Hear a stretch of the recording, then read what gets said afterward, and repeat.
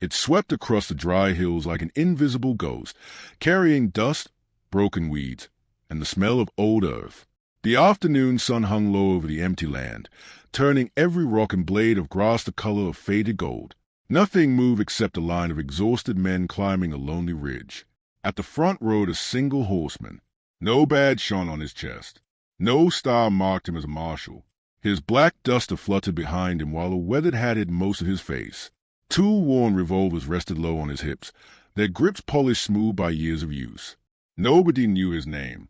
Across Montana, Wyoming, and the Dakota Territory, people simply called him the Nameless Gunman.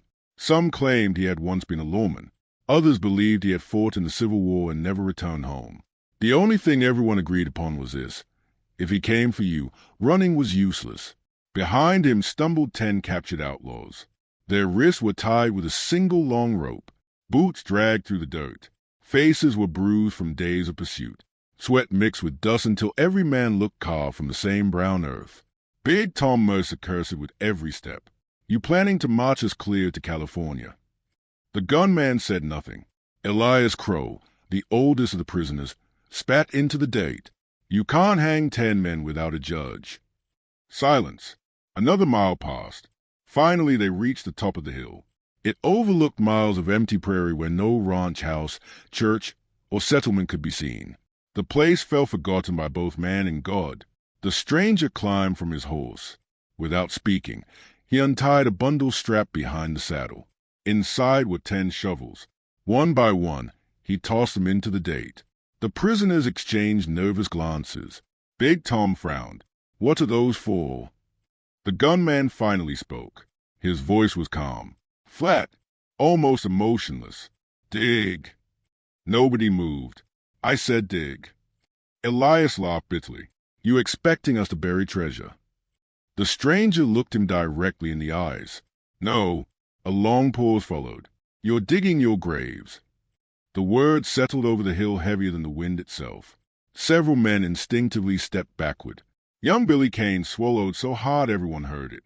You ain't serious." The gunman drew one revolver. He didn't point it. He simply held it loosely at his side. "Start digging." The sound of metal biting into dry ground soon echoed across the hill. For nearly 3 hours the prisoners worked beneath the burning afternoon sun. The earth was stubborn. Every shovel struck rocks. Sweat-soaked shirts already torn from the long chase. The silence slowly became unbearable. Eventually Big Tom broke it. "You gonna shoot us after all this?" No answer. Billy looked toward the stranger. "You could have just killed us down there." "Nothing," one of the prisoners muttered quietly. "He's making us suffer." Another shook his head. "No, he wants something." Hours passed. As exhaustion stripped away pride, the men began talking among themselves. Some cursed, some prayed, some blamed each other for the robbery that had led to their capture. "We never should have hit that payroll coach. You were the one who wanted the gold. You fired the first shot. You left Charlie behind." The arguments grew louder, yet one man barely spoke at all. He called himself Daniel Holt. Unlike the others, Daniel never complained, never threatened, never begged. He simply dug. Every movement was steady, measured, almost too calm. The Nameless Gunman noticed. Without appearing to watch, he observed everything. He saw Big Tom constantly glance toward the horses. He noticed Billy's hand shaking so violently he could barely hold the shovel. He watched Elias studying the stranger instead of the ground, searching for weakness. And he noticed Daniel. His breathing never changed. His eyes quietly followed every conversation without joining them, as though he were listening for something. Or waiting. The sun drifted lower. Long shadows stretched across the hill. The first grave was finished. Then the second. Then another. One by one, 10 deep holes scarred the lonely hillside. The prisoners climbed out, exhausted beyond words. Their clothes clung to them with sweat. Hands bled from broken blisters. Big Tom threw down his shovel. "There. They are finished." The stranger slowly walked among the graves. He examined each one carefully. His boots crunched softly over loose dirt. No one dared move. He stopped beside the first grave. 1. Then the next. 2. His calm voice continued across the hillside. 3, 4, 5. The prisoners exchanged uneasy looks. 6, 7, 8, 9. Finally, 10. He nodded once, then turned toward the prisoners. His eyes traveled across every face. Slowly, deliberately, he began counting again. 1, 2, 3. The outlaws stared silently. 4, 5, 6. A gust of wind swept dust across the hill. 7, 8, 9, 10. The stranger paused. His gaze shifted toward the last figure standing at the end of the line. 11. Silence. Nobody breathed. Big Tom blinked. What? The stranger frowned, not in fear, but in confusion. He looked back toward the graves, then toward the men. He counted once more. Again, he reached 11. His voice became almost a whisper. I dug 10 graves. His eyes narrowed beneath the brim of his hat. So why? Is there an 11th man? For several heartbeats, nobody spoke. Then Billy laughed nervously. Ain't funny. There are 10 of us. There have always been 10. The stranger didn't answer. Instead, he stepped closer. His eyes studied each prisoner with unsettling patience. Elias frowned. You lose your mind out here. Another outlaw barked a nervous laugh. Heat's cooking his brain. But nobody laughed a second time, because the gunman wasn't smiling. He truly believed what he counted. He slowly walked down the line, pointing silently. 1, 2, 3. Each prisoner turned to look at the next. 4, 5, 6. Big Tom whispered. He's wrong. Ain't he? The counting continued. 7, 8, 9, 10. Then once again. 11. The hill became deathly quiet. The prisoners instinctively looked around them. There was no one else. Only the 10 men they had traveled with for days. Yet somehow, the stranger had counted 11 again. Fear spread faster than wildfire. You trying to scare us? Billy asked. The gunman ignored him. Instead, he crouched near the loose date, studying footprints around the graves. Then he looked back at the prisoners. For the first time all day, his expression hardened. Not with anger, with certainty. His eyes rested briefly on each face before settling on the silent Daniel Holt. Then they moved away again, revealing nothing. At last the nameless gunman spoke. His calm voice carried across the lonely hill. One of you isn't who he claims to be. Every outlaw stiffened, and before the sun sets. The stranger rested one hand on the grip of his revolver. I'll know exactly which one. The wind rose again, sweeping across the 10 freshly dug graves as the last light of afternoon faded toward evening.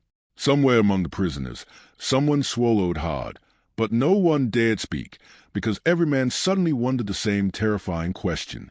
Who was the 11th man? The question hung over the hill like a storm cloud. No one reached for a weapon. No one tried to run. The 10 freshly dug graves seemed to hold every man in place, as though the earth itself had decided no one would leave until the truth was uncovered. The nameless gunman removed a coil of rope from his saddle and secured the prisoners several feet apart instead of keeping them together. If one lies, he said quietly, the others will hear it. Big Tom sneered. You're wasting your time. Maybe. The gunman rested against a weathered boulder, his expression unreadable. But lies always get tired before the truth does. He began with Billy Kane. The youngest outlaw trembled as the stranger asked simple questions. When did you join the gang? 2 years ago. Who recruited you? Tom. What town? Bannock. The gunman nodded. Then he walked away without another word. Next came Elias Crow. The old outlaw answered confidently. They had robbed stagecoaches together, stolen horses near Miles City, crossed the Yellowstone River after a bank job. Everything sounded believable. But as the questioning continued, tiny cracks appeared. Billy claimed the gang met in spring. Elias insisted it was winter. Another outlaw remembered 6 men at the first robbery. Someone else swore there had been 7. The The stories no longer fit together. Soon the prisoners were shouting over one another. "You're the one forgetting." "No, you're lying. You left Mason behind." "Mason died 3 years ago." "He died 5. Old loyalties crumbled. Men who had trusted one another for years now searched each other's faces with suspicion. Only one remained calm: Daniel Holt. When his turn came, he looked directly into the gunman's eyes. "You've already decided it's me." "I decided nothing." "Then ask." The stranger folded his arms. "Who was your first victim?" Daniel's face remained still. "I don't remember." The gunman nodded slightly. Every killer remembers the first. For the first time, Daniel hesitated, only for a heartbeat, but it was enough. The questioning continued until the shadows stretched long across the prairie. Then the stranger asked a question none of the outlaws expected. "Tell me about Hollow Creek." The color drained from several faces. Big Tom looked away. Billy frowned. "I don't know no Hollow Creek." Elias answered too quickly. "Never heard of it." Another prisoner muttered, "Wasn't there." The gunman remained silent. Daniel said nothing at all. The wind swept over the hill again. Finally the stranger spoke. 8 years ago. A wagon train disappeared near Hollow Creek. 23 settlers. Men, women, children. Not one survived. The prisoners stared at the ground. Big Tom forced a laugh. "Indians did that." So everyone believed. The gunman's voice never rose. "But they didn't." He looked directly at the prisoners. "You did." Silence. Billy stared at Big Tom. "You said it was Indians." Big Tom snapped back. "It was." Elias suddenly shouted, "Shut your mouth." The gang began arguing violently. Every accusation revealed another hidden piece of the past. The payroll robberies, the cattle thefts, the murders, the betrayals, the lies they had carried for years spilled into the open. Then Daniel quietly spoke. "There wasn't 23. Everyone turned toward him. He seemed to realize his mistake the instant the words left his mouth. "There were." He stopped. Too late. The gunman finished the sentence. "There were 24.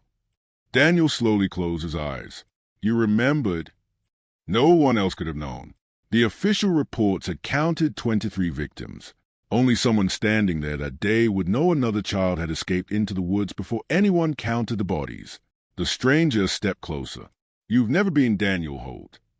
The silent outlaw looked toward the western horizon. "I buried Daniel 6 years ago." Gasps spread through the prisoners. Big Tom shook his head. Who are you?" The man everyone knew as Daniel finally answered. "My name doesn't matter. You took it from me." His voice, once calm, now carried years of buried pain. "My family was traveling west. I was 12. My father believed people were good. He welcomed strangers. He shared food. He trusted smiling men." His eyes settled on Big Tom. "You thanked him. Then you murdered him." He looked at Elias. "You laughed while my mother begged for mercy." Another outlaw lowered his head. "You burned every wagon." His breathing became heavier. "I watched from the trees. I watched every one of you." The hill fell completely silent. "I spent years learning your names, your habits, your faces. When I finally found Daniel Holt alone." He paused. "I became him."